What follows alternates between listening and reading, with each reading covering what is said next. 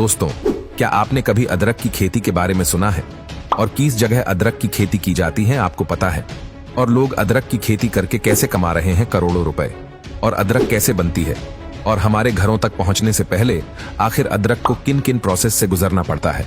दोस्तों, अगर आपको लगता है कि अदरक खेतों से हार्वेस्ट होकर सीधे हमारे घरों तक पहुंचती है, तो आप बिल्कुल गलत है, क्योंकि खेतों से हार्वेस्ट होने के बाद अदरक को कई प्रोसेस से गुजरना पड़ता है, जिसके बाद ये खाने लायक बन पाती है।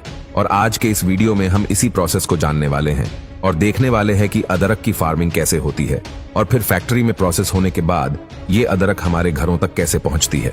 अदरक पौधे के ऊपर नहीं बल्कि आलू की तरह जमीन के नीचे लगती है। इसकी फार्मिंग के लिए अप्रैल और जून महीने के बीच में अदरक की बुवाई होती है।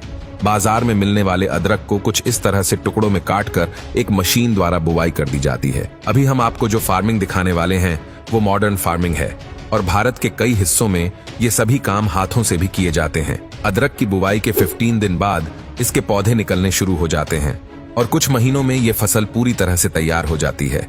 लेकिन अभी इस फसल में काफी सारी घास है। इस घास को हटाने के लिए और अदरक को हार्वेस्टिंग लायक बनाने के लिए अदरक के खेत में इस मशीन को चलाया जाता है, जो अदरक को हार्वेस्टिंग लायक बना देती है। अब इस अदरक को हार्वेस्ट किया जा रहा है। ये मशीन अदरक के पौधे को उखाड़कर उसके आगे वाले हिस्सों को काट देती है और बची हुई अदरक को कंटेनर में डालती हुई चलती है। भारत में यही काम हाथों द्वारा भी किया जाता है। अदरक की हार्वेस्टिंग के बाद यह पूरी तरह से बनकर तैयार नहीं होती। अभी इसे फैक्ट्री में प्रोसेस किया जाएगा। फैक्ट्री में प्रोसेसिंग के लिए इसे वहां भेज दिया जाता है। फैक्ट्री में पहुंचते ही सबसे पहले तो इस अदरक को अच्छे से धोया जाता है और इसकी गंदगी को बिल्कुल साफ कर दिया जाता है।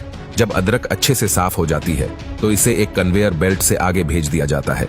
इस दौरान वर्कर्स द्वारा इस अदरक में मौजूद कंकड़, पत्थर और खराब अदरक को अलग कर दिया जाता है और अब अदरक को सूखने के लिए फैला दिया जाता है। कुछ घंटे सूखने के बाद अदरक का रंग बिल्कुल बदल चुका है। अब शुरू होती है अगली प्रोसेस, जिसमें सूखी हुई अदरक को कन्वेयर बेल्ट में आगे भेजा जाता है।